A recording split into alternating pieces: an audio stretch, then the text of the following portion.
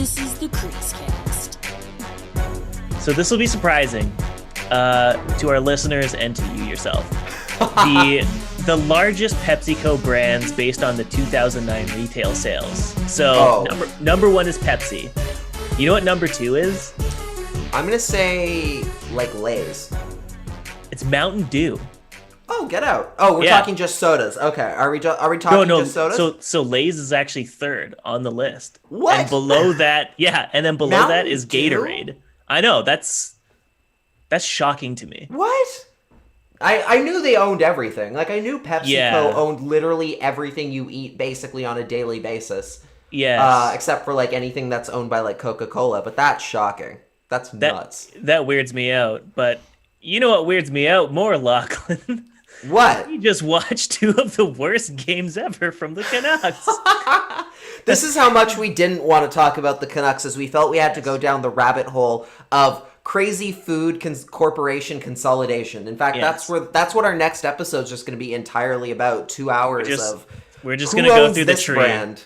Yeah, the tree of who owns what and who manufactures the things that you use on a day-to-day basis. And also, like, what food company owns all these things, but also owns your favorite soap and dog food? Yeah. Like, that's what it's going to be. That's the next episode. Absolutely. Yeah. And how it ties into hockey somehow. And how it ties into a grand conspiracy somehow. Yes. But unfortunately, instead of talking about that on today's episode, we're going to be going over a shootout victory with the Canucks in their first of 3 games against the Montreal Canadiens. And then there is the absolutely abysmal 7-3 regulation loss that we just sat through last night. That was honestly, like, probably one of the most dispiriting losses I think the team has had. Like, even like the most recent playoff Game 7 loss to Vegas, where it was just a 1-goal difference that made it. That didn't feel nearly as like heartbreaking as just watching a team flounder over and over again for 45 to 50 minutes. But that was tough. Oh yeah, absolutely. Because with Vegas, losing to Vegas in Game 7, I think even the most positive Canucks fans were under the understanding that the team was tired and they were playing with house money at that point. Like, just getting past Minnesota and everything that came after it they had completely already exceeded expectations just by getting into the playoffs. Anything after that was extra. So I think everybody, by the time they got to Game 7, was like, well, they lost, it sucks, but hey, we had some fun. With this, it was just complete, utter demoralizing goal after another. And all the storylines that could have possibly gone against Vancouver went against them. And I said on Twitter last night that I think this is the worst loss I've seen. Like, the most, like, disheartening loss from the Canucks I've seen, even going back to all the years where they were tanking for picks. Like, because even in those games, there was the expectation of they're probably not going to win. There was no expectation of, they're going to come out and, like destroy everything in their path. This year there were expectations that they were going to do well, and management set those expectations and players set those expectations. And to see them come out like that, even with the defense mostly made up of rookies that they had, it was still just like it was just like a long knife stabbing you in the stomach for 60 minutes. And it wasn't even like you could just be like, oh, they're tired, and like it was all the rookies' fault that like the wheels came off. It's like, no, this was like a team effort of being bad for 60 minutes, basically. Like, I don't know. We could probably, I don't know. Do you want to go over the first game first and just like kind of touch on it? We should, because they won, and it was fun. I was excited. I thought we were going to come into this episode with a much more positive vibe going to start. I really thought it was, they lost because they made they won because they made they had a great offensive night. The power play was clicking again. Everything seemed to be going well for them, aside from defensively, and you felt like, oh, they might be turning the corner here a little bit. They might, even with some defensive issues, they might be turning a corner into a better team. And even through the first 20 minutes of the first period of game 2, it looked like they were going to do fine, and then the bottom just completely fell out again. They really found their groove in the first game, especially with the power play. JT Miller feeding Bo Horvat in that bumper spot in the front of the net really made a huge difference. I mean, Bo Horvat had 4 goals over 2 games. Fantastic. He was the best Canuck by a country mile. It really did. It was a good game. The scoring, even though they blew a bunch of leads, the scoring was there. The offense was clicking, and that's what the Canucks need to win right now. Right. And the frustrating thing too is that the first game too was like back and forth. It wasn't just like a blowout. It wasn't the second game, right? They were constantly losing leads, but battling to actually like earn them back. Basically keep it competitive. Whereas the second game, it just felt like, even though they tied things up, it felt like it was like begrudgingly they had done so. Like they weren't anticipating it. Like their play, like the goals that they scored didn't match like that the competitive efforts they were showing. I'll stick to the first game. There was a lot of positives to take out of it. Like Jalen Chatfield, like coming in and immediately having a better debut than any of the 4 games that Oli Ulevi had, to the point of, he was actually controlling shots better. He was stepping up in the play. He looked confident. His passing was fine. He didn't have the giveaways that he was like struggling with pretty badly in his season with Utica.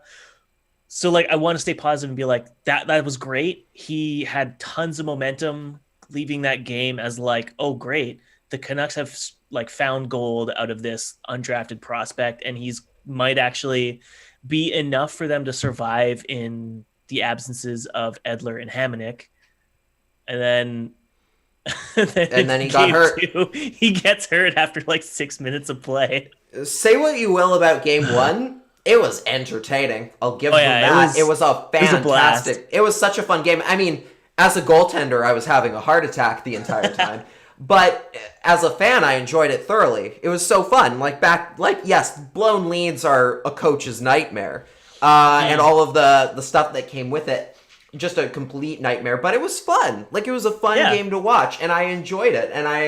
And the story, and again, I talk about the storylines because that's what sells the game at the end of the day, is when you get those moments in those games where a player that you really want to see and really are expecting to see step up absolutely does, and on a level that you didn't expect. Of course, that guy was Tyler Toffoli coming into Vancouver and basically just taking a huge dump on Jim Benning's lawn, basically, with 3 goals, with a hat trick.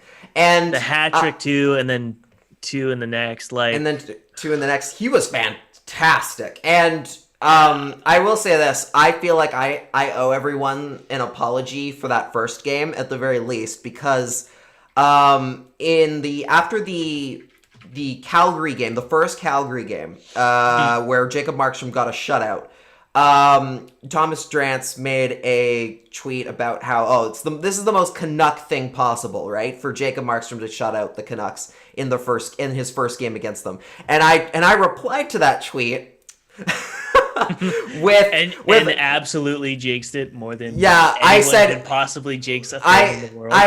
I said, you better have a Toffoli hat trick tweet ready for Wednesday then.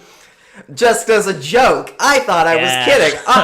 The funniest. There's no possible way that Tyler Toffoli is going to go and score a hat trick. He hasn't scored it all this season. Why would he now? That's crazy. Absolutely ridiculous. What a joke. We all laughed about it. We all had a good, hearty laugh about it. And then he scores 2. And I heard Coach uh-oh. I'm just uh-oh. What have I done? Yeah, and then he scores the leading goal in the final minute of the period. And I'm just I did this. This is my fault. This is entirely on me. I am so sorry to Braden Holtby. I am so sorry to the Canucks defense. I am sorry to all the fans that have to watch this right now. I really am. On behalf of the entire organization, I am very sorry. I need to apologize. It shouldn't be you that has to apologize, though. I mean, It was funny. realistically speaking, Jim Benning let him go because he didn't think he was worth the, bargain contract that Montreal signed him for. He's not worth a Jake Virtanen. No, not even close. Like, you see that second game where they're already, like, it's a complete blowout. Like, even by, like, the 3-2 goal or the 4-2 goal, like, it was completely over. Like, the Canucks were not in that game, and you saw Toffoli getting these looks and these chances, and he was just like, you could definitely hear him on that one goal or the one attempted goal, and he's just like, fuck, as loud as possible that you could hear it on the broadcast. That dude wanted to score back-to-back hat tricks so fucking bad. Yes. He won. And I love that. I love that he had that mentality. And I feel so bad, like, being excited on his behalf because... But I really like Tyler Toffoli. The second they traded for him, back in, what was it, February? I was like, oh, this is awesome. Like, yeah, they paid a hefty price to get him, but I'm like, oh, this guy is cool. Yeah, I really like having him here. And then he exceeded expectations by basically scoring on a clip he'd never scored before. Point per game basis, like just instantly gelling with like the top line. Like it was amazing. Everything you would hope from a deadline acquisition, and then the season gets cut, and you're like, oh no, they just gave up a lot for nothing.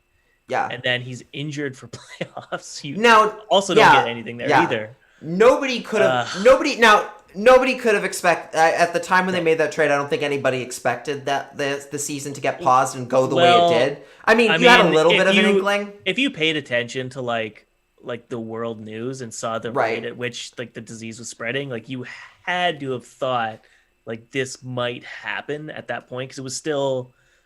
But it was still like a little bit novel. Yeah, but it was still like a little bit novel. Like there was still kind of the aspect of, oh, only a few people are getting this. It's not really that big in Canada. They're going to lock it down. Don't worry, it'll be fine kind of thing. Yeah. Like there was still kind of that there. Imagine if NHL teams or like sports teams had this like had like a news person like whose whole job it was is to keep up on world trends and just be so we shouldn't do we shouldn't do this because in about a month we're all going to be stuck in our homes and the season's going to be postponed. That might be a thing that teams actually have to employ going forward, especially because not to get any more negative about the world, but apparently worldwide pandemics are because of everything in the world, like global warming and everything is apparently going to be on the rise, which is not good.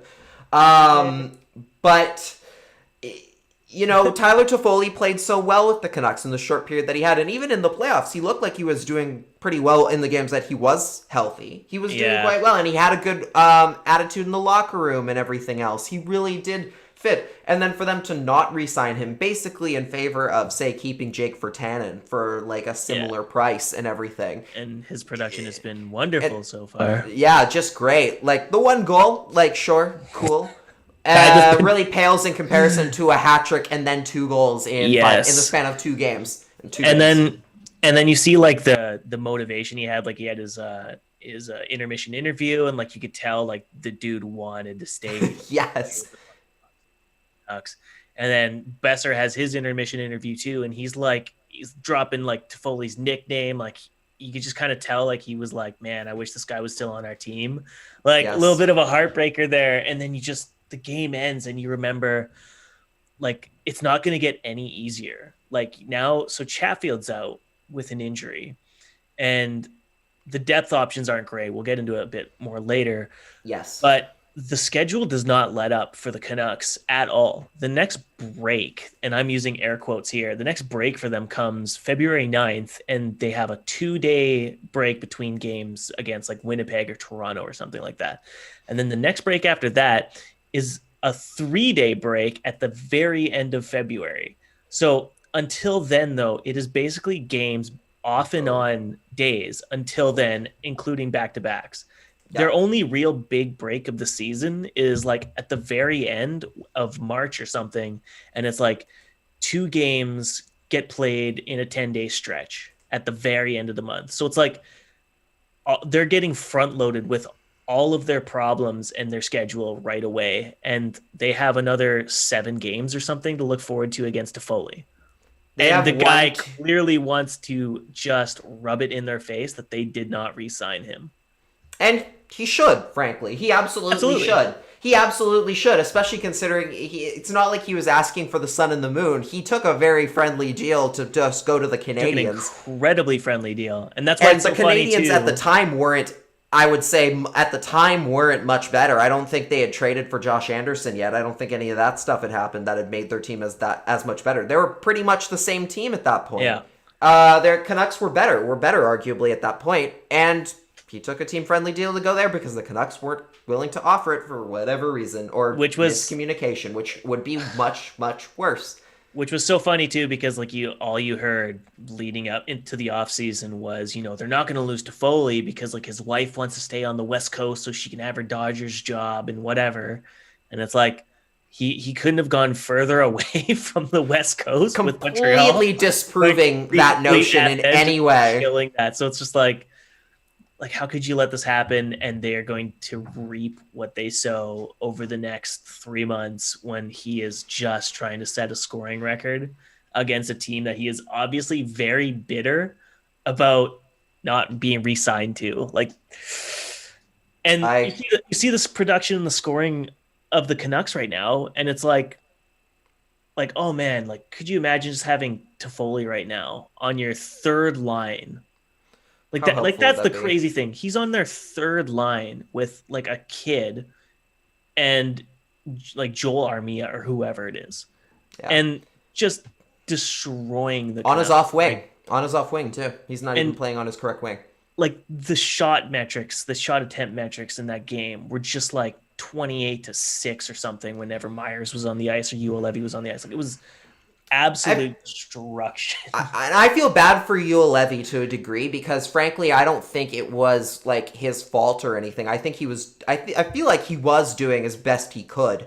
I think his defensive partner, who we will have plenty to say about later. Yeah, we'll just quickly touch based on Levy first before we get Myers. Pinching and kept pinching and getting caught up the ice as the play turns back the other way, and Levy's all that's left back there, and it's well, this is a guy with very few games under his belt. You're gonna that is so not how you should be defending. How you should be that you're hanging your defensive partner out to dry, and the amount of breakaways and breakaway odd man rushes that they got, not just that pair, the whole group, team, giving up chances over and over again. There was no back checking efforts.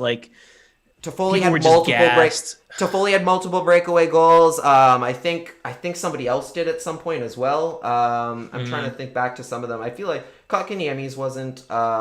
There were just so many. The amount of defensive breakdowns. Josh Anderson's tap in goal where he's in the crease, just standing there, and Gaudette and Miller basically stopped taking any strides in the neutral zone and then picked it up when they realized this was an actual scoring chance for the Habs. And it's just you can't let that happen. And there's in the press conference after the shootout one, they were oh, there's no excuse, or the Calgary game, they were there's no excuses, it wasn't good enough, this, that, and the other thing. And you're yeah, there's still no excuses. Every team in the Canadian division is exhausted at this point. So what you can't not just decide I'm not gonna back check. You need these 2 points more than ever, basically. Every game is do or die. So you can't be I'm tired, I don't want to back check. You gotta. And Green doesn't have the ability or the luxury of benching players like Tortorella with PLD. Yeah. Contrary to what certain people might tell you, this is not the preseason. This is the regular season where points matter, and there's actually a thing. Oh my God. Don't sit here and say, "Oh, this is they're just in preseason right now." No, these points matter, and if you don't win, it will come back to bite you in the ass. So I could not believe that I read that. I can believe that. Yeah. Big asterisk. We can believe it was said by this person, but we also can't believe that someone pays him to have these opinions, because these in a truncated season with 56 games, And there's no, like, great, there's no preseason. It doesn't fucking matter. Every point matters that much more. Everyone is on the same page here. No one had preseason games. Everyone's coming in on the exact same level playing field of having no buildup, and they're getting crushed. Yeah. There is no follow through on defensive coverage. That one, like, I don't know if you saw the Athletic article where they were going over like the structural flaws in their defensive game, and it's just like I have no Hamonic basically skating north-south to go like lay a really light hit that completely opens the door for the breakaway on like for Toffoli. And you're like, why are you skating cross ice to then pull up on a hit in a game where it's like tied? Like just my brain explodes trying to wrap my head around the logic and decision making. And the problem even isn't just that the defense they have is making mistakes. It's the fact that when you lose even just a couple of those defenders who, like, Hamonic is okay. He's okay. But he shouldn't break your back. He's not a backbreaker defenseman. Like, if you lose him, it should decimate your defense. And even with Alex Edler, who is obviously one of their most important defensemen and has been his entire career, he's one guy. One guy shouldn't completely just break whatever blue line defensive system you have. Yeah. And in game 2, we saw a team missing both of those guys, two guys who, are important, but are not your best defensemen right now. And the bottom fell out because they didn't have any sort of depth left to compete. Like they had, like, Jalen Chatfield did his best and looked pretty good doing it, but frankly, you shouldn't have to use Jalen Chatfield. A lot of teams, if you went to them and if you lose that one of your defensemen, have somebody ahead of a Jalen Chatfield who you could bump up into that spot to maybe play. Somebody with NHL experience and somebody who's played at this level and knows what they're getting themselves into. Brogan Rafferty, for his one game, yes, he got an assist. He looked not dreadful. Good. I don't want to say he looked awful because I think that implies that he was, that he should have been great. Like it almost implies that he was below expectations. I think he did the best he could, given that this is one of the only NHL games he's ever played. He hasn't played since March. He hasn't played a single hockey game since March. I think he did as best as he possibly could have, but you're throwing him into a lose-lose situation. There's nothing he could have necessarily brought to the table here, and that's because the NHL, the Canucks, have no one else available, who could fill that spot, and you're basically throwing him to the wolves at that point. Yeah, his first debut was at the end of his real NHL debut was at the end of like a season that was like lost. It didn't matter. There was no pressure. Just like come in, play hockey, like whatever. Here, he's being thrown into like a second pair scenario and being like, okay, we don't have any vets. So we're going to need you to penalty kill, even though you didn't do it at all in Utica. And, we're going to give you pretty much every single defensive zone face-off. Right. And, like, I almost have to, like, question, like, did these guys, like, not watch any of their tape in the AHL? Because the guy's strengths were carrying the puck from the neutral zone into the offensive zone and playing forward. He isn't, like, some guy who's good at, like, wheeling around, like, the end boards and, like, creating a breakout with a pass. Like, he was all about accepting the pass and skating it out. So he's basically set up to fail in a sense. Obviously not to the point where, like, the coaches were like, we're going to keep putting you in these lose-lose situations. Or we're going to put you up against Connor. Because we don't like you. We're going to purposely put you up against Connor McDavid for 20 minutes and see how that goes. Right? It was just a tire fire scenario, kind of like Ulevi. Like they want, like, obviously if they had the chance, they'd be sheltering a Ulevi. They'd be sheltering a Rafferty. They'd be sheltering a Chatfield. But they couldn't because they have no one to play. Yeah. And I give all the props in the world for Jalen Chatfield basically being the team's fourth best defender in his first fucking game as an NHL player. Like, and Jason Bruff even made a joke about how I can't believe I have to talk about the Canucks are missing the calming presence of Jalen Chatfield right now. Like, that was what he brought for, like, the few games that he was available. Like and as soon as they lost him to an injury, which is just to rub salt in the wound, of what they're already missing and already depleted. It's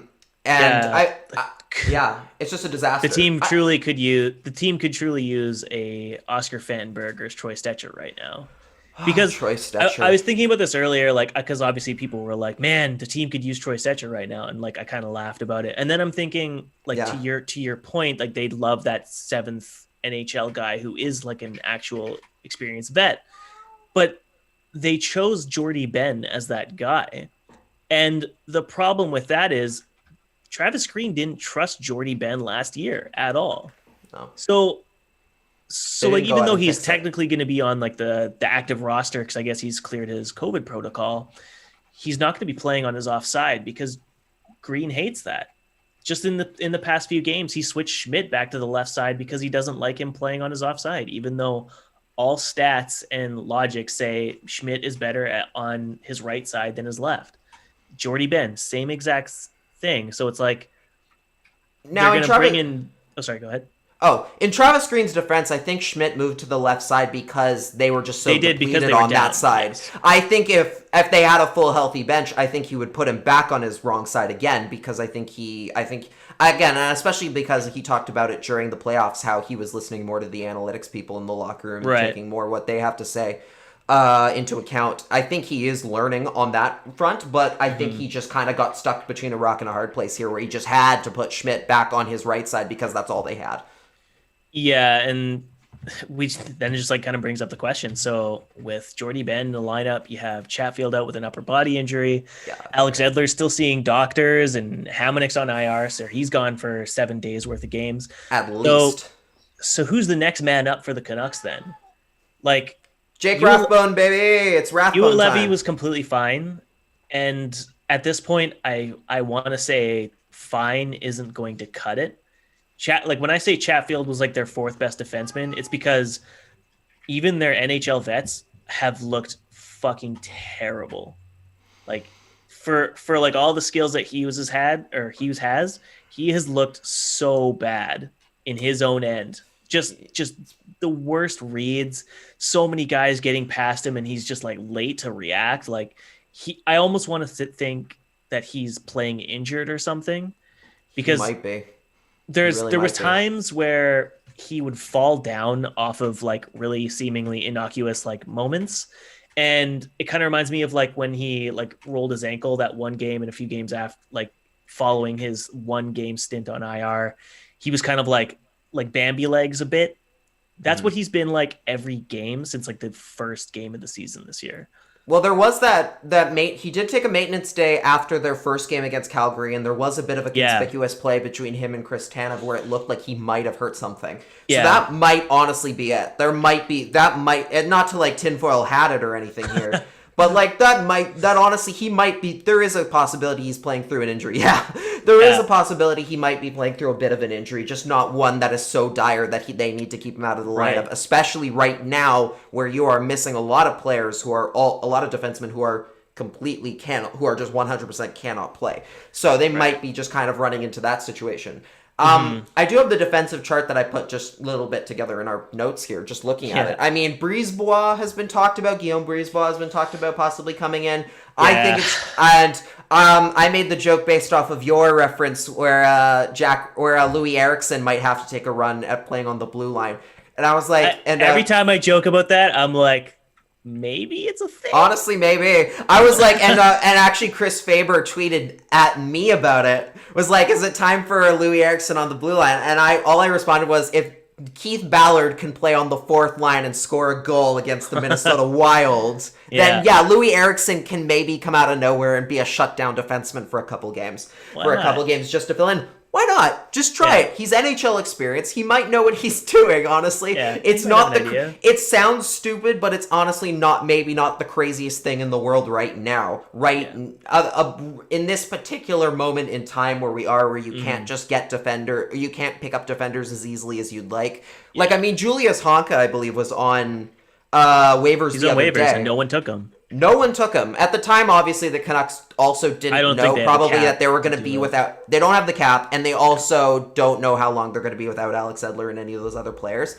Oh man, would he look great right now for the Canucks to pick up right now. No doubt. But I think right now, most likely, and I think this is the right decision, they should go to Jack Rathbone. He's already on your taxi squad. He was not going to Utica. Throw him in there. Put him on the side that he... Right now, the way I'd look at it is, okay, put him on the side he's most comfortable with. How you go about this is you put him on that second... You put him on the second pairing.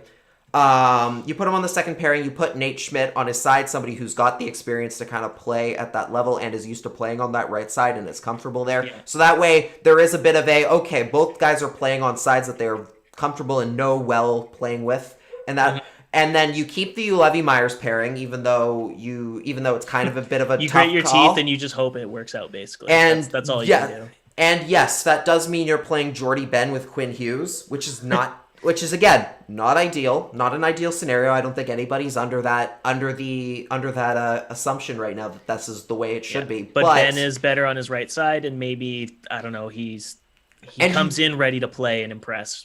And you don't want to have to put Hughes in a situation a guy who is young and still learning in his own right.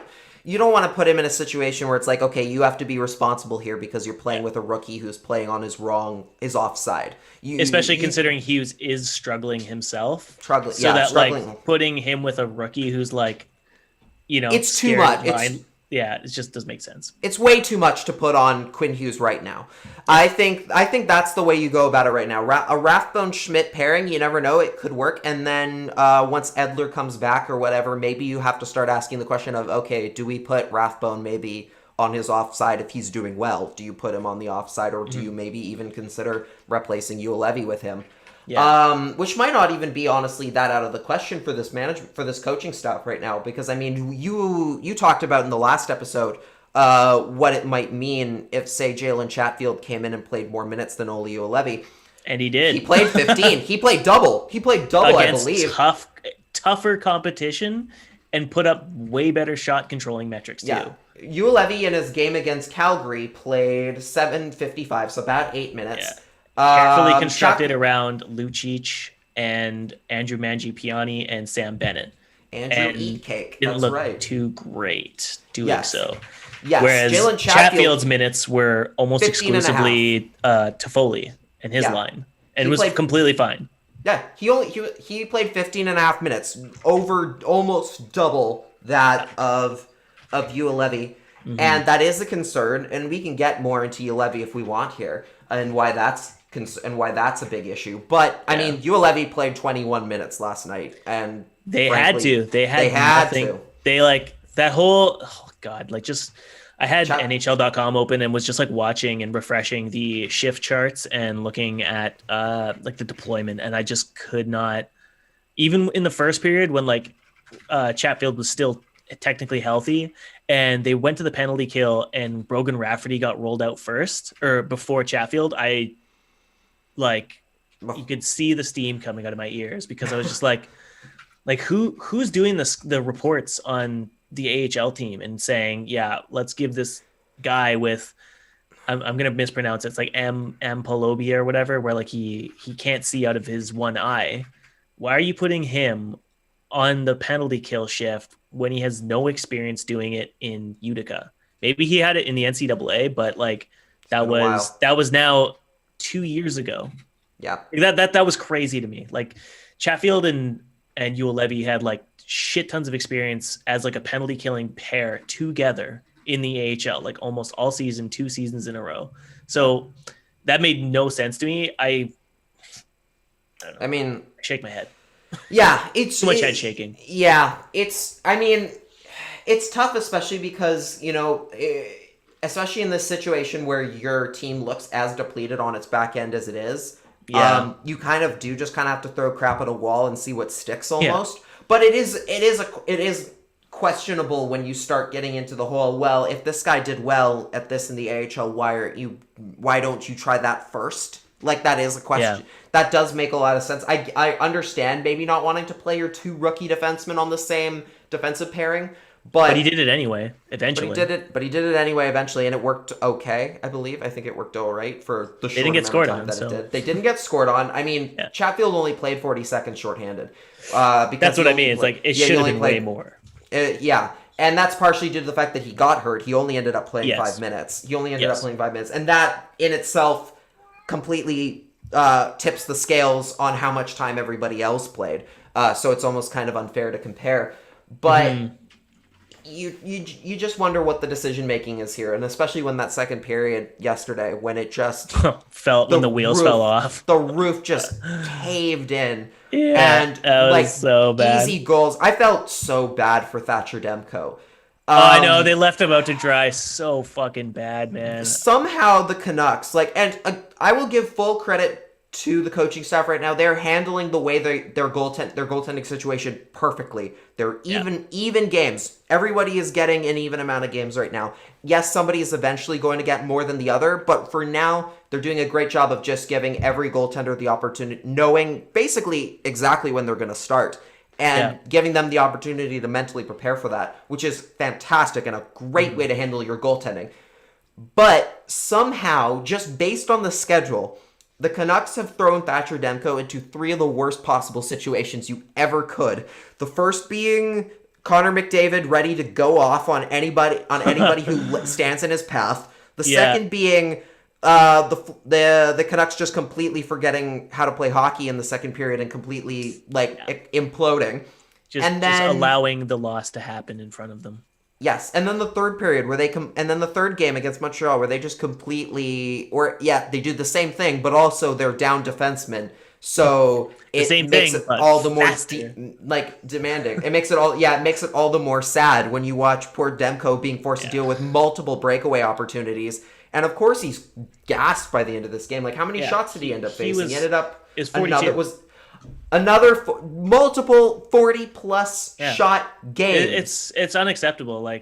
This is early 2010s Edmonton Oilers stuff, where you're taking these goaltenders who might have an opportunity to be successful, and you're just completely destroying any sort of confidence they might have. And again, they're doing a great, and again, under normal situations, they're doing a great job at how you should handle your goaltenders, especially your young ones. But somehow they just keep throwing Demko into the worst possible scenarios you can for a young goalie, and it's going so poorly for him. Like, he has an 0-3 record, and I believe I'm almost certain on a sub 800 save or a sub 900 save percentage. Yeah, but it's not even his fault. It's not even his fault that it's there. I was gonna say, there was one goal in the 7-3 loss where you were like, oh, he probably could have had that. And it was the floater shot that went 5-hole on him. And you're like, oh, he probably could have stopped that one. But at the end of the day, it's like, it was over. It was 6-3 at that point, 6-2 or whatever it was.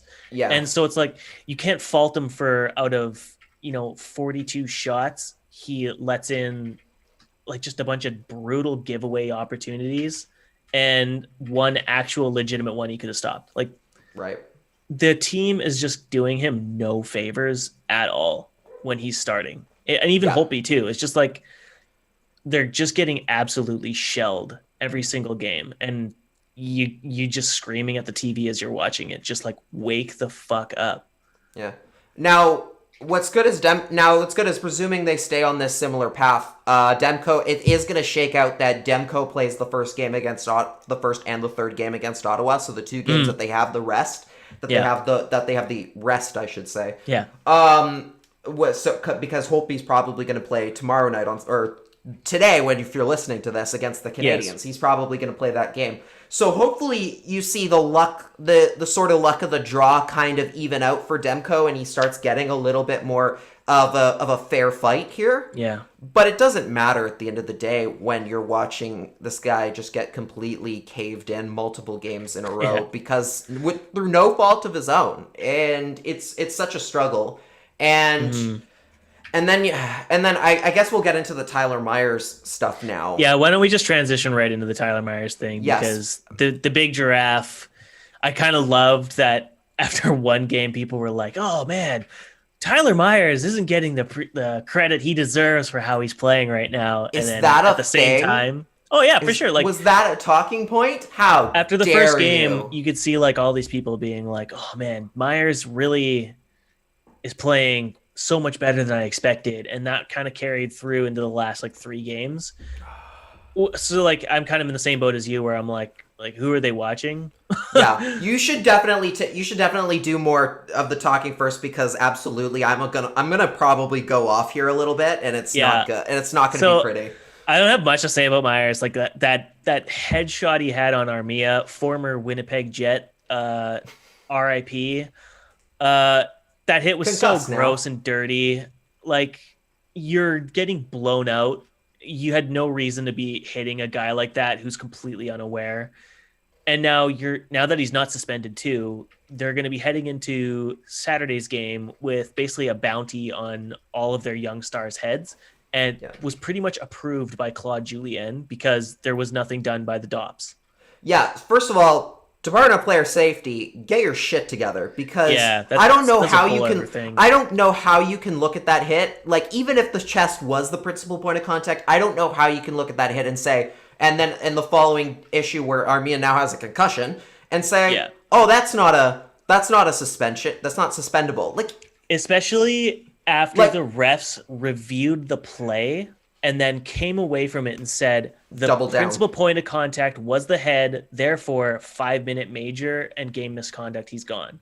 Right. So it's like you're overruling your own refs who decided it was a greasy hit and worthy of a game misconduct. So like how like Matt Sakaris, I think on the afternoon drive today, was basically put it this way: like you have two hands basically offering up the same thing, or offering up different opinions on the same thing, and it's like that should not be happening for a multi-billion-dollar industry that is the NHL. Like that's insane to me. And what's more is that because of the way the schedule is set up this year, you should be even more concerned about, if something kind of controversial happens, maybe even if you think, maybe this isn't fully to the rule book here, or like this isn't fully what our rules say is a suspendable hit. You should at least go, hey, this guy's injured and they have another game against the same team. We should at least say, okay, you're not playing for the rest of this series against this particular team, to at least kind of soften any concerns here, because now you're coming into a scenario where there's going to be a lot of revenge sort of games, and if things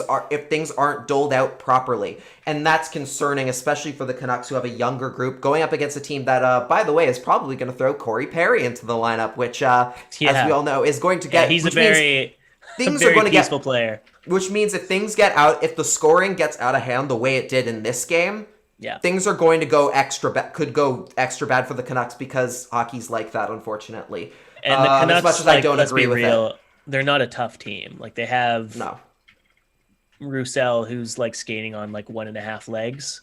And people tout Tyler Myers for being this big tough guy, but this big tough guy. He's had 3 fights, I think, his entire career. So no, that's not a thing. That's not real. Same thing with like Eric Goodbranson. When he was here, people were like, "Oh, this is the big guy. He's gonna keep the Sedin," or like, not, I guess the Sedins at that time, the younger guys from taking liberties on them. It's like, he's never fought it. He's had like 2 fights in his entire career. What do you mean he's going to deter people? That's not that's not how he plays. That's not how he wants to play. Yeah, it's just not his game. But I'll quickly say one thing though before you get into your Tyler Myers rant. Yes, thank you. To those who may have paid attention to our season predictions, we picked the over or under on Tyler Myers getting 40 penalty minutes by the end of the season. We are 6 games into the season, and he is halfway there. He has 18 penalties or 10 penalty minutes, and he's only got 22 more to go before I get the points on that one. I trusted you, Tyler. I trusted you. You're screwing Lockwood over. Yeah, you completely screwed me. The last person you should want to screw over, because I'm the one who's the one has the most reasons to dislike you. I'm just so like beyond mad about that hit. Like he was already having a bad game, like multiple defensive breakdowns from Tyler Myers, where he was just giving the puck, coughing up the puck. Yeah, just all over the place, completely not doing anything any sort of way to help the Canucks in any way, shape, or form. And then he goes out and lays this hit, this completely dangerous, reckless hit. And it's already bad. It's already a bad hit, and a hit that I don't like, and I don't want to see Canucks taking on players, because it leads to what we're probably going to see on Saturday, which is this this settling the score crap, which I absolutely loathe.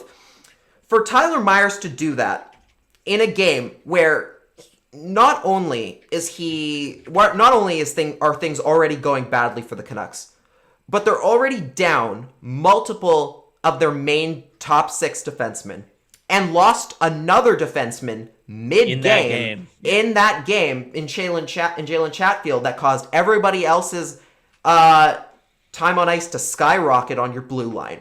Yeah. For you to go out and lay that hit is complete garbage. It completely does nothing to help your team. Absolutely nothing. It makes it so much harder. It is the most boneheaded thing you can do, to go out there and try and lay a hit like that in the middle of a game where you are already missing players and you're going to get thrown out. You have to know you're going to get thrown out for that kind of hit. And so you're just putting your team in an even worse situation, in an even worse possible way. I don't care how much time's left, and I don't care that the game's already done. That is a completely reckless and stupid thing for you to do. And yet the team touts this guy like he's some leader, like he's some big leader in the locker room and everything. That's not leadership. That's completely making your team's life that much harder. And it's so frustrating that I know that we see this, and we see this from him, maybe not the reckless hits, but the bad plays and the terrible mistakes on a regular basis, and know that we're going to have to sit through another 3.5 years of this. Another 3.5 years, another $24 million of Canuck cap space down the drain for a third pairing guy who goes out and makes boneheaded, reckless decisions like that. You're never going to get rid of it. And you can say, when somebody else comes in, it'll be fine. Somebody else will take a spot. Doesn't matter. He signed for this long. You're never going to get rid of him. Yeah, he makes as much money as Louis Eriksson. At least Louis Eriksson's contract had a semblance of, this could work out fine. It might not do well. But nobody saw the way that contract handed out coming. Like, that went completely south. Nobody could have predicted that kind of disaster. No, that went wrong, like, almost just immediately, unexpectedly. Yeah, you could have said this is going to age poorly, but nobody could have seen the way that Louis Eriksson's contract would have aged as poorly as it did. With Tyler Myers' contract, day one, you could have been like, this is going to go so poorly. This is a disaster. This is going to be a disaster by year 2. He might be fine for one season, but this is going to be an absolute nightmare to deal with. And they've already gotten it 6 games into year 2. Yeah. This is... It just boggles the mind that they could have looked at this contract at the time and been like, yeah, this will be fine. This will go great for us. He's already our third pairing defenseman, almost certainly. Yeah. But we're going to pay $6 million for a guy to completely waste our cap space. And that's not on him. It's not on him to say, I'm not worth this kind of money and not take it. Good for him, he got paid. Good for Tyler. Make your damn money. Make your money. That's great for him. No, it's a condemnation of the management group that decided to basically negotiate with themselves because no one else was offering him any kind of deals like this. They were the only team in on him. He lives in Kelowna. He was completely fine and ready to move to Vancouver to play. And instead of giving him like some kind of softball 4-year, $16 million contract, they gave him all the money that they would have spent on Edler if he were a few years younger. Yeah, that's what it is. It's just like Edler's better, and Edler's a better player, and he's completely way more reliable. It's just absolutely mind-boggling. I've said it already multiple times since we've started doing the show together that I think Tyler Myers will not even be your starting in your top 6 by the time this season's over. I think some rookie's going to take his spot pretty quickly, and then what are you going to do? You're going to have $6 million. You're going to have a $6 million man sitting in your press box for the next 4 years. You're never going to get rid of that contract unless you take the absolute worst bottom of the barrel deal you can. And that probably means giving up some other young guy just to get rid of him. The Canucks are so lucky that they didn't get involved on that they didn't get that Oliver Ekman-Larsson contract because, my God, the log jam you would be in. You wouldn't have gotten Nate Schmidt for starters. No. Like, that would have been completely out of the realm of possibility for you. Yeah. They're lucky they did. This is the main problem with Canucks management. And we can talk about the other deal and the other stuff going on with management right now, especially in relation to last night's game and all the fans that are pissed. This is the lack of foresight. This is a lack of foresight. Yeah. This is a lack of proper cap management and good roster construction. You're looking at a team that could be doing a lot better right now.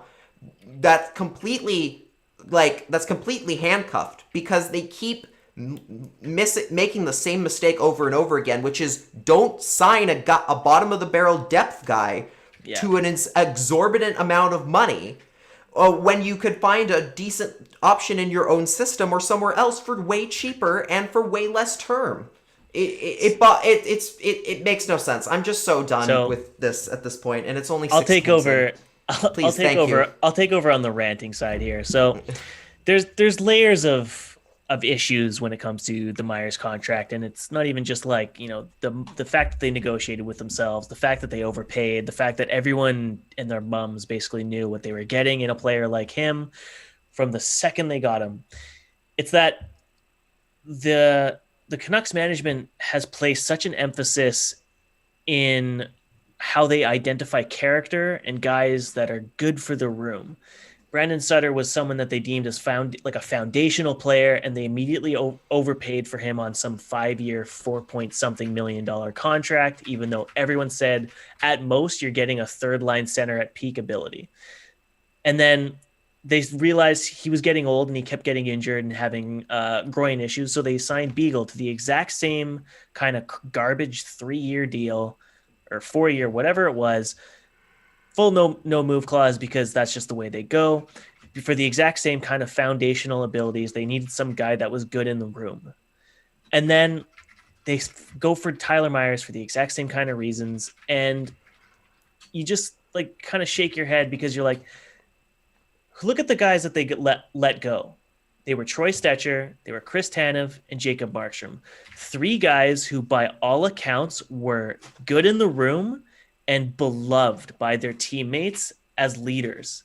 Yes. And now you just take this the actual foundation of the team is gone. They congrats to all 3 of them. Maybe not Troy, but congrats to 2 of the 3 of them for actually going out and getting paid, millions of dollars after putting in a ton of hard work and hard years into a struggling Canucks organization for the past 4 years, 5 years, whatever it was. But you just think the guys left in this room, all the young guys who are just watching all these bottom 6 players get overpaid to basically do nothing. And they don't contribute actual leadership the way that a Tanev or a Stecher or a Markstrom did. And the star players of this team spent almost all of last season and the playoffs talking about how valuable those 3 guys were to their development and their place in the league by having leaders like that in their lives. And you're like, thank God Aquilini closed the purse strings so that they couldn't spend more. Because thank God the cap stayed flat and they couldn't spend anymore as well.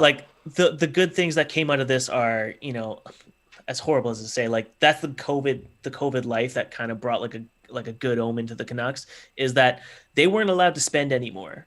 Save them from themselves. I don't know if Aquilini stopped them from spending because he was tired of spending money so much as it was he was just hurt financially by the pandemic. But there is a part of you that's okay, they can't be spending their way to get out of their problems anymore. And when they were finally given the chance to solve their problems without financial means, they had nothing. They had no options. Their options were let everyone go and hope Jake Virtanen is not Cam Neely for you. That was it. Yeah. And it's just for Canucks fans, the ones that have been around for 20 years and just suffered the most, I feel so fucking bad for you. I've only really been around for the last 9-10 years or whatever it is. And I'm frustrated as someone who, watches the team, critiques the team, like evaluates the team, and just sees like all of these great players that they are arguably should have prioritized more than the Beagles, the Sutters, the Roussells of the world, instead of banking on the local kid to score away all their issues. And now here they are looking at Game 7, about to basically have dropped 13 goals in 2 games against a division rival. Against all those goals mostly came from the guy that they left because they had spent too much money on Brandon Sutter. Yeah. To play a 4th line winger role / center role because Jay Beagle's too fucking old to play it. Yeah. Like, I don't want to rant anymore because everyone's heard these arguments ad nauseum. You're tired of ranting about Tyler Myers. Yeah. I'm tired. I've done it so many times already in a short span of a show. I know, like, we shouldn't be this irritated and miserable over the Vancouver Canucks, but this is just this is the death by 1,000 cuts thing. Like, finally all the blood is out of the body. The whole team and system for the last 3 years has been banking on star players outscoring their problems and a Vezina caliber performance from Jacob Markstrom. Yeah. Well, Markstrom's gone. Their veteran defensemen are all injured or too old to play properly, and their star players are cold. Ice fucking cold. So they have nothing going for them. And the people that would elevate them out of this funk to rally the troops and rally the boys around this, they were gone. Tanev, Stetcher, Markstrom, they're all gone. Your leadership group that's in there right now can't inspire for shit because they aren't fucking good enough or doing enough for the team. Anyway. I'm somebody who's cheered for this team for 23 years, for my entire life, literally, quite seriously. They're the only. You just wanted to drop how young you were, weren't you? Yeah, absolutely. But compared to in terms of Canucks standpoint, I'm much older. This is true. I'm much older and much more wise in this particular department. Yes. You've experienced more pain, I guess. Yes, I've experienced a much more pain. And, I go back to Dan Cloutier and Brendan Morrison and Marcus Naslund. I go back to that era. Era.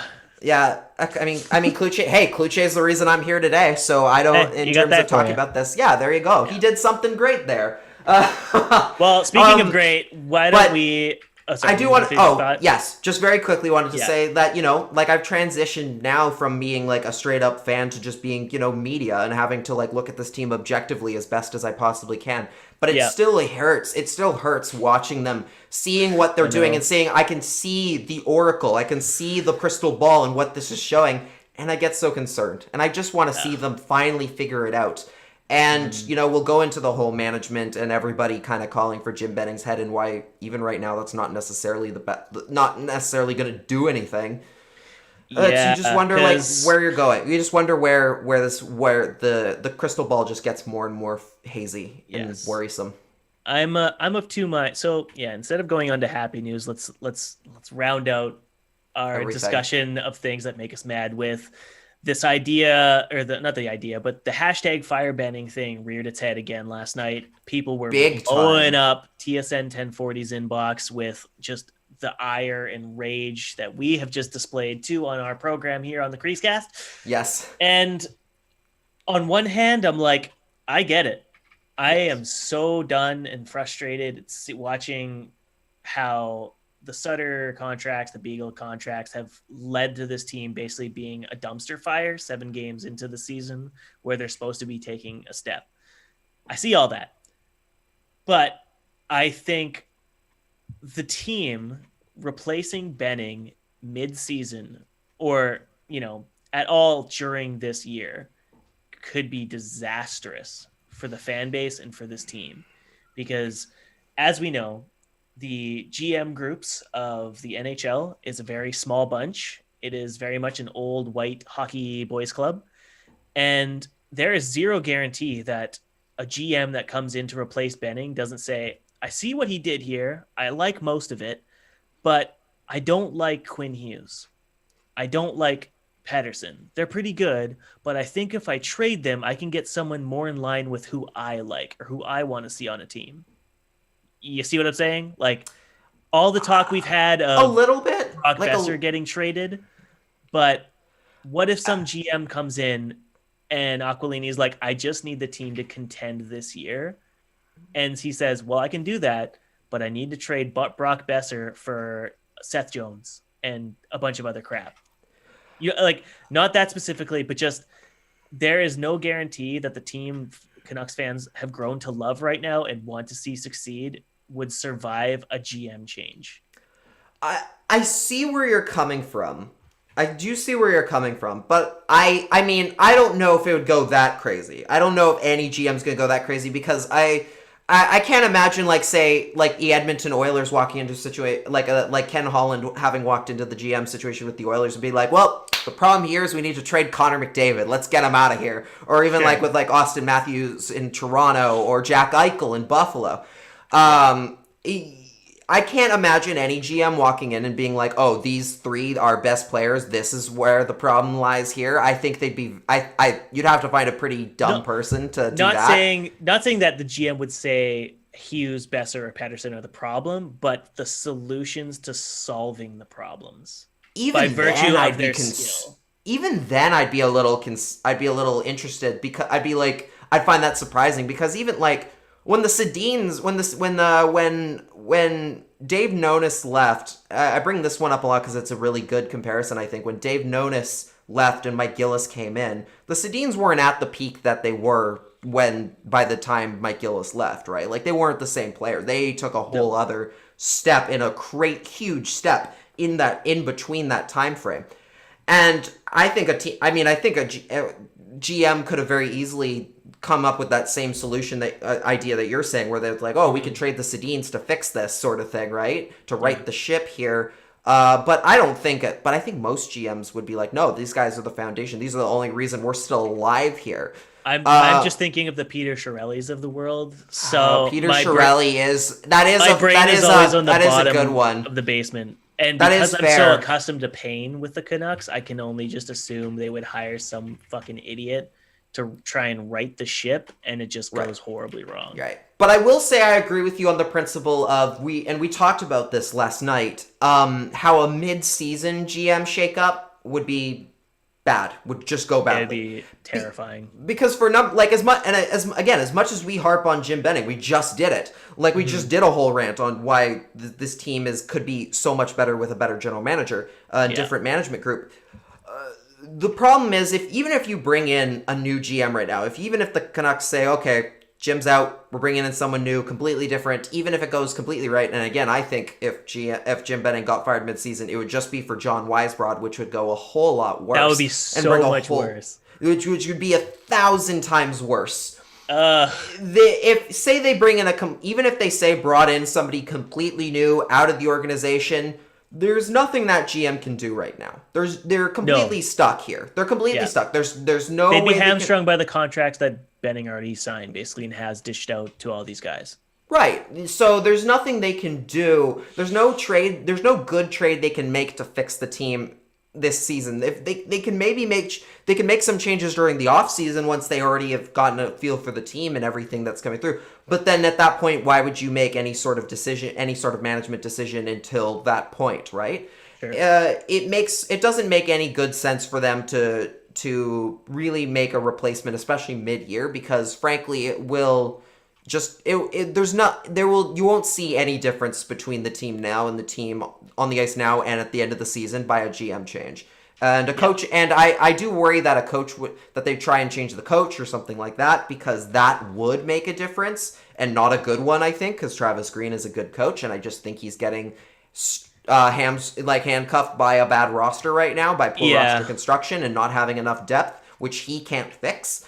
Yeah. And I think right now, unfortunately, the best thing you can do is stay the course, wait till the end of the season, and hope things completely reverse up, which is possible. There is a possibility. Crazier shit's happened, man. Look at St. Louis. They were out of the playoff race, and then they won the cup.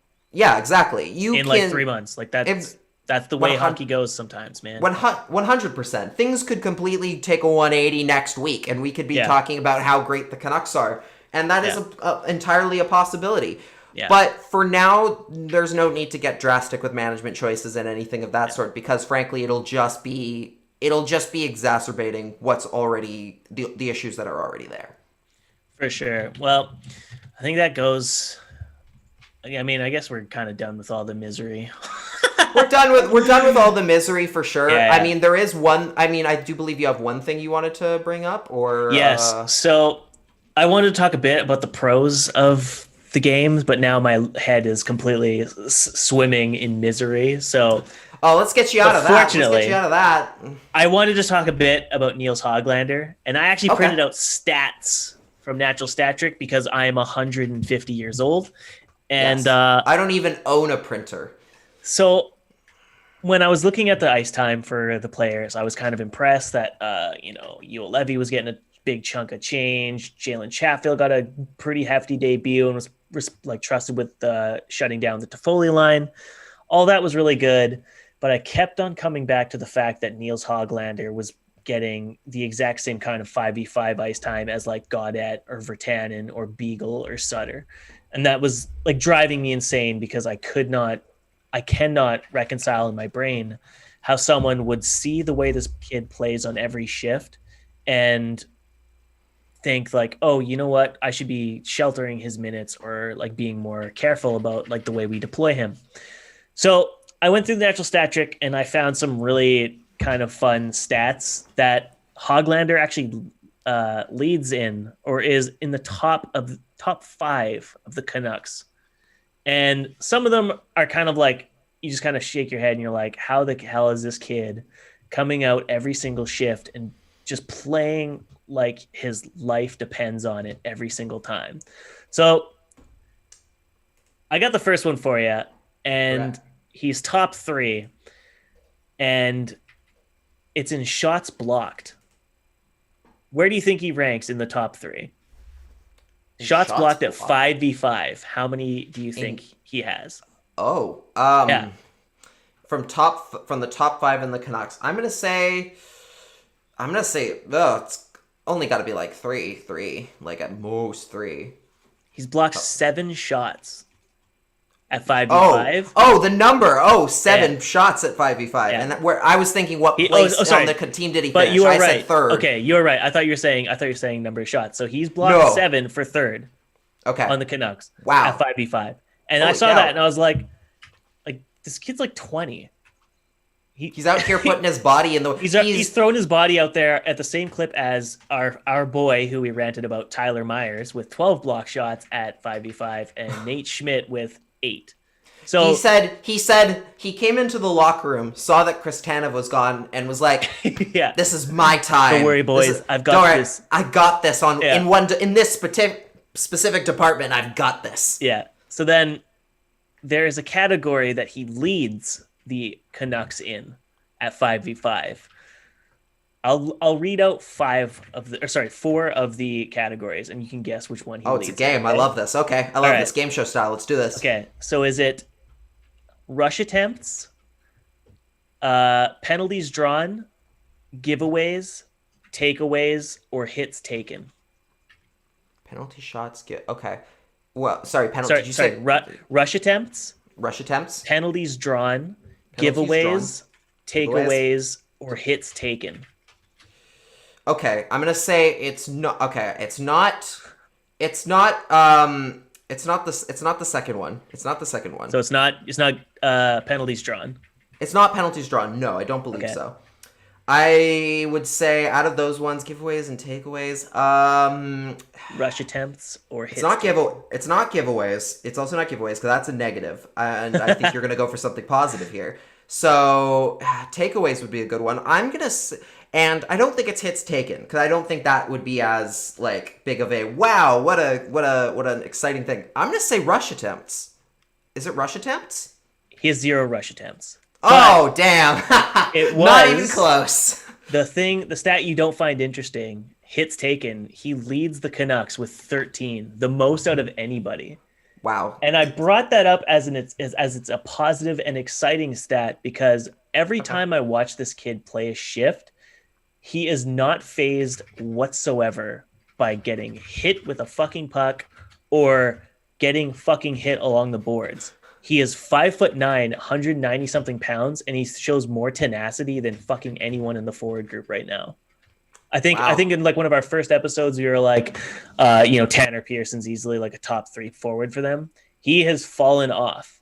He is like completely no-showed the past like 3 games as far as I'm concerned. He's been much same with quieter. Pettersson. It's basically like this team. Well, it's interesting right now, you bring that up because even like some people last night were saying Hoglander wasn't playing well and they didn't think he was good enough, which pissed me off. Like I don't remember who it was, but I just saw that a couple times where it was like it's been invisible, and I was like, I don't think he has been. I feel like they're right as in I haven't noticed him as much, but maybe that's just because he's not putting the puck in the net necessarily. I don't think he's been.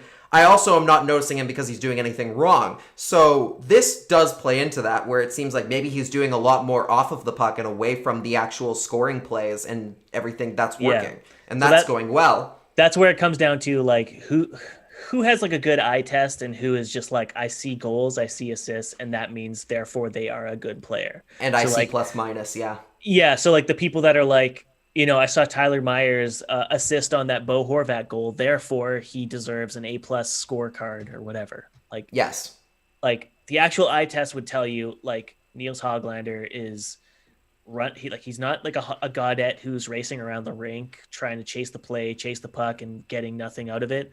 He is constantly disrupting play. He is stealing pucks. He's poking pucks out. He's creating chances. He's at least retaining possession by the virtue of like his skating and the fact that he's constantly engaged in a battle. I hate if anyone out there is going off their eye test and saying Niels Hoglander isn't doing anything because he hasn't got any goals or what, or like any assists lately. Like, stop talking. Now, yeah. Now, just to play a little bit of devil's advocate here, the fact that he's getting hit, that I do wonder about the. Is it a concern that he's almost getting caught, like, in a position to be hit so many times? Like, is that almost a concern in it? Is that something that I should be concerned about because of the fact that, you have a guy like Quinn Hughes who's very good at spinning away from checks and everything else, and that really helps in that avenue. Should I be concerned that he is getting hit as many times as he is? So Quinn Hughes is 6th on the team with 8 hits taken in 7 games or 6 games. Okay. So a part of me wants to say you are correct. Obviously, being put in positions where you can be hit is pretty bad. But at that same time, I'm kind of looking at it through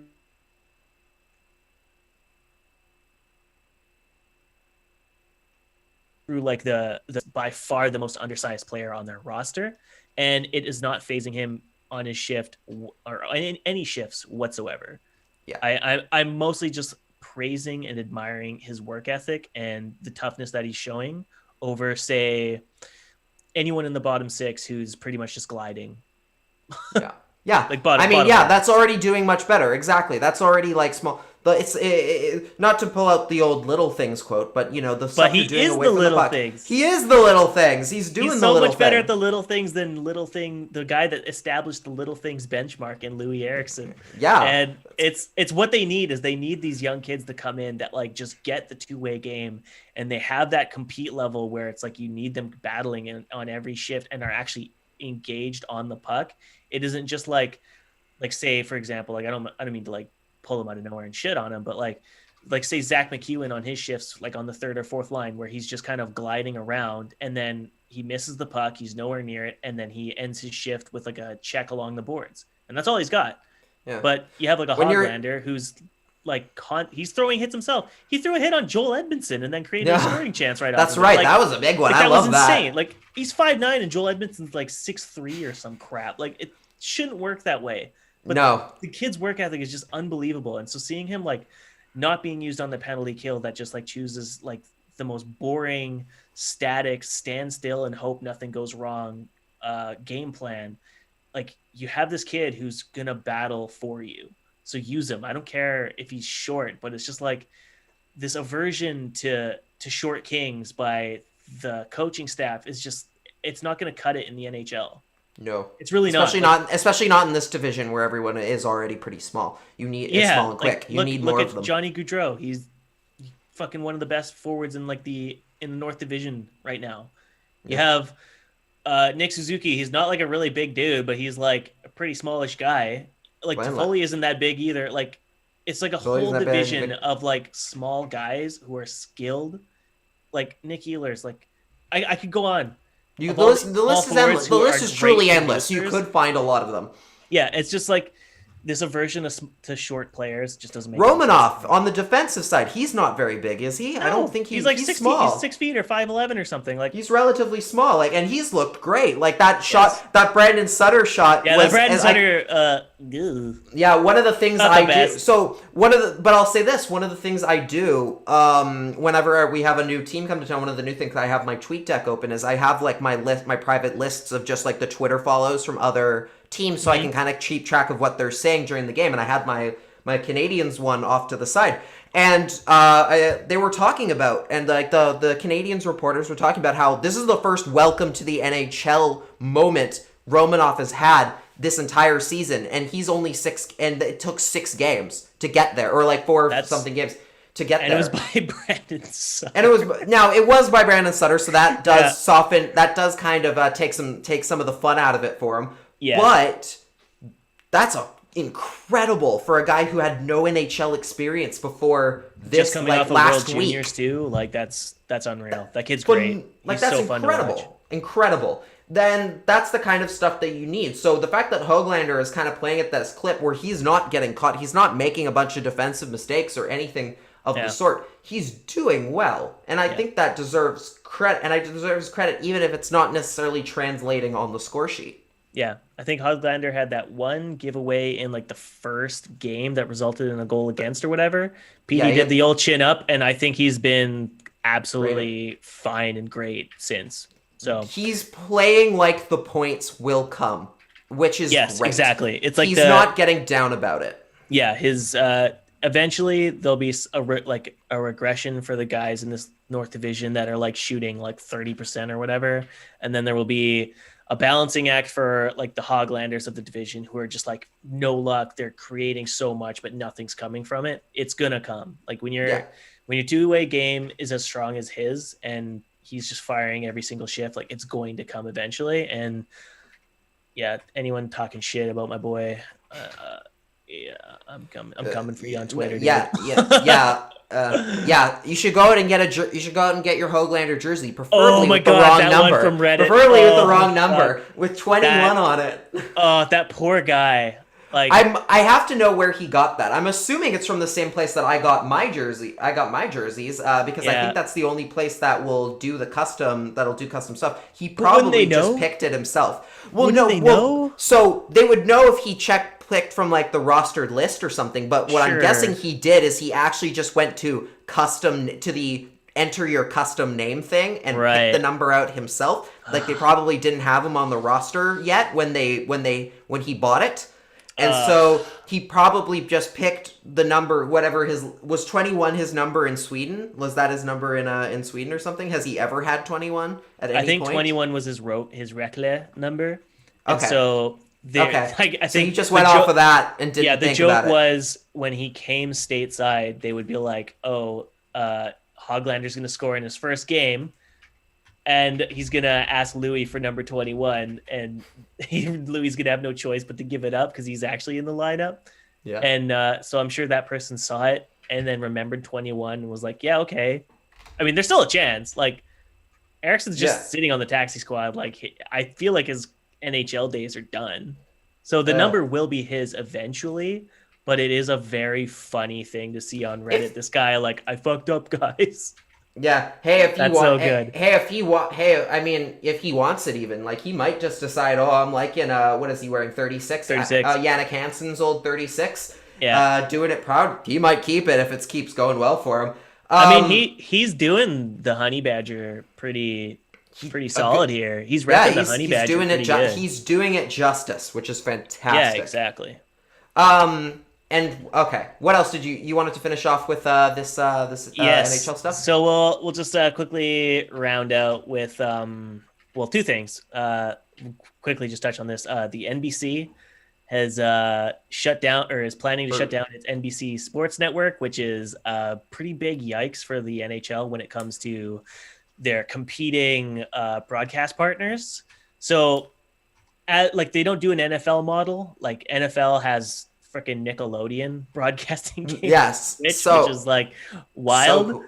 I would love if the NHL partnered with like multiple platforms to get games. Like, could So you they imagine are Nickelodeon hockey? Yeah. Yes. That'd So be they so are planning rad. to go. They are planning to go in that direction, from my understanding. Okay. Because I lived in the States, so I watched a lot of NBC, and I've kept a close eye on their U.S. broadcast stuff going on. Yeah. Of late, and especially because what happened was when they signed that contract, this was before a lot of the other teams, like before sports rights just took a huge skyrocket in terms of how much money you could make off of them. Yeah, And yeah. unfortunately, they've kind of missed the boat on it a little bit, which sucks because they've all taken a huge dip once they realized, oh, it's actually not worth this much, except for like Yeah. the NBA is like the only one that's completely paid off perfectly. Yeah. Even like the NFL is really lots of teams are noticing, oh, it's not worth as much as we thought, and we paid a little too much for it. Well, like the UFC, I think got like a $300 million a year deal from ESPN, and it's like, which is really like that's low. huge for the UFC, and Yeah. they have their own streaming platform, so it's like you're paying for like But even that, all and the even garbage that's cards. It's kind of funny, but and even that's low. Like that's so really low. low, yeah. That's But low now it's compared to like the billions that we were talking about with the NBA and the NFL not that long ago. Like only like 4 or 5 years ago with all of them. yeah. So the NHL has been planning to go to the model of, now they've realized they've kind of made an error with only giving their rights to one network. And I think the whole thing with Rogers really, really cemented that, because it is not, contrary to what you might know, because I don't know how many people who listen to us know much of the inner workings of media, of sports media and everything. We do, Yeah. because this is our job, and our livelihood, so we Yes, keep sir. an eye on it, right? Yeah. But basically, that deal has not gone well for them. For Rogers particularly, it has not gone well. They've had to lay off a lot of people, in large part due to the fact that they're paying way more than they should be for NHL rights. Than they should have. It has not gone super well for them.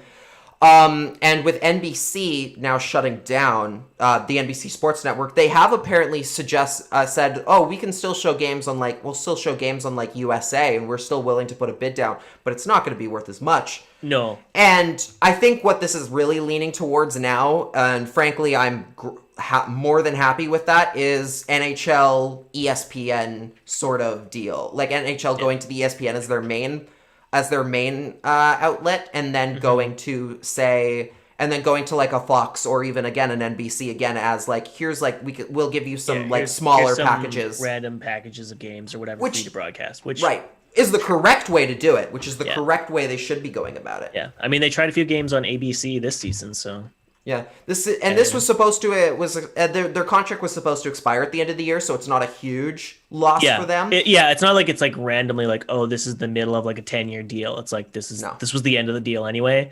This is something that fans have been positing as like, the cap's gonna go up 20 million with the new TV deal, guys. It's like the timing couldn't be worse for the NHL, because bid has destroyed like a lot of ad revenue and like funds coming in, so now they're renegotiating now, like in the midst of a pandemic, is like pretty tough. Yeah, and I will say that I think they will make more money in the long run with this, because frankly, by going to a bunch of other different markets and technically giving them what is, technically they're not competing necessarily in that sense, right? Theoretically, you'll make more money long term with this setup than you will with others. Just getting your product in front of more possible eyeballs is great. And having a channel like ESPN, who will absolutely advertise the crap out of your league and everything, is huge for the NHL. Yeah, for sure. To get them back on board would be fantastic. And honestly, from a personal standpoint, I would be thrilled to watch them walk away from NBC, because I hated NBC's coverage. I watched it for I'm not a fan. for 10 years while I was living in the States, and it was awful. They could, like, it was fine. Like, it definitely made the NHL, like, yes, they definitely made the NHL more marketable over time. Like, it definitely gave the NHL more notice in the U.S. And so I can't fault them for that. They definitely grew the ratings in the States and everything. But the actual broadcast side of it was just... The actual broadcast side of it was awful. Yeah. And the amount of how much more they could have been doing, but didn't have to, because there's no other channel to compete with for those broadcasts. They missed out on so much. Like the lack of actually advertising and marketing the players is so. Oh, it's so bad. Like, it's so bad. The way they don't even leave it to their stars to promote themselves is just so dumb. Yeah, it's ridiculous. And I know I'm partially biased, and I know I'm biased in this particular example, but there's no better evidence of that than the fact that the Canucks rarely make it on NBC broadcast. And I'm not saying that because the Canucks are necessarily a good draw, necessarily on their own a good draw. I'm saying the Canucks have Brock Besser from Burnsville, Minnesota on their team, and they have Quinn Hughes, who's from who's I guess from Florida technically, but he's an American. These are two of the best American players in the game right now on one team, and you're not marketing the shit out of that as an American broadcaster. Yeah. The amount of great stories and great broadcasting you could tell out of that is phenomenal. Like Sportsnet, for all their faults and their overly Leaf stuff sometimes, when Joe Thornton got to the Leafs, they did a great job at marketing. Joe Thornton, local Ontario boy playing for his home team. They did a great job of that. Imagine what you could... Then he got injured. But imagine what you could be... A light breeze touched him and he was injured. Oh, poor Joe. I love Joe. I watched him in San Jose for years. Like, the amount... Poor Jumbo. The amount of great marketing you could be getting out of that, and apparently last night's game was on NBC in Vancouver, and that's new. That was new, and that's such a shame that they had to broadcast that one on national television. But that's the kind of stuff that you could be missing. And I remember just watching NBC for years, and especially when the Canucks were in their heyday, playing in the Cup Finals, and seeing how anti-Canucks the broadcasts were. It was bad. It was bad broadcasting from beginning to end, and frankly, I would be absolutely fine with them walking away from NBC for good at this point, because it was bad coverage. Well, I think you had a little thing about the Avs you wanted to talk about quickly. Yes, I'm gonna pull up a tweet if I have it in my screenshots very quickly. I'm realizing I did not prep this well enough. This is from Dmitry Filipovich. I've got it here. The Colorado Avalanche just had a 5v5 shift. This is last night against the Kings in the offensive zone, and their 5 skaters were Nathan McKinnon, Mikko Rantanen, Gabriel Landeskog, Cale Makar, and Bowen Byram. They had those 5 out there at the same time for an extended shift. They didn't score, but they dominated the Kings in their own end. Can you imagine the absolute, that must be so cool. We kind of get it with the power play sometimes, where we get where we get the Pettersson, Horvat, Besser, Hughes, and then Miller out there at the same time, which is damn cool. But that's just a whole other step above, where you've got arguably the best lineup in the league all at the same time. Some of the best youth in the game, basically. Just an unreal setup they got. Fuck the Avs. I will say, happy for Bowen Byram. Vancouver Giant, watched him all last year. He really paid his dues. It was so clear watching him from the press box at the Langley Event Center that he was such a step above and didn't need to be in junior anymore. He had nothing new to learn, nothing else to learn at that level. It's great to see that he's going to get his time, and I think he's probably not coming out of that lineup again for the rest of the year. I would doubt he's going to do great over there. When I looked at it, the Avs were actually rolling a 7D and 11 forward group. Oh, interesting. So that's actually really interesting. That's actually really rad, and that's actually what I thought the Canucks were going to do when Edler and Hamonic were down with injury, is that they would just roll 7D and get, pretty much every rookie in, so that they can really split up the minutes and try and just, get platoon it, get what they could out of everybody instead of, running the traditional setup. They didn't. They got destroyed. Moving on. They've got one more game against Montreal tomorrow. And today, if you're listening to this right if you're now. listening to this on Saturday. Yeah. Yeah. And then it's 3 games against Ottawa, another triple series, which will be hopefully competitive. Depending on how the Saturday game goes against the Canadiens, it could be a crucial, like a crucial, not just from a you have to win games to get in the playoffs sort of thing, but just from confidence standpoint, you cannot give up losses to the Senators at this point. What could it mean for the general ramifications of everything that we've been hearing with management and coaching and everything? What could it mean if things go south? Yeah, if they lose today, it could be a straw that breaks the camel's back moment. Oh, for sure. Like if they lose by 7 goals again, like I'm worried for Travis Green at that point.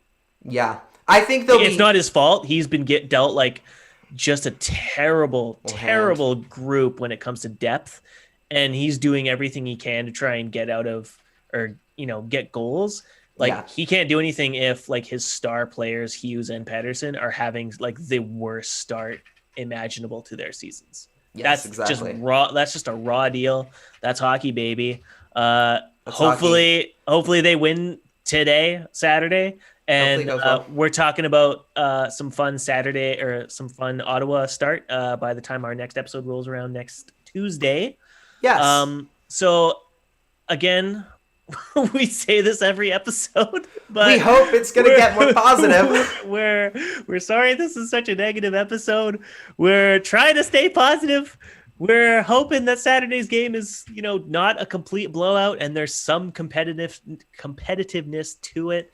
But as always, we appreciate your listenership more than anything. Thank you for tuning into our program. Don't forget to rate and like and subscribe to the program on Apple, on Spotify, wherever you get your podcast. Tell your friends.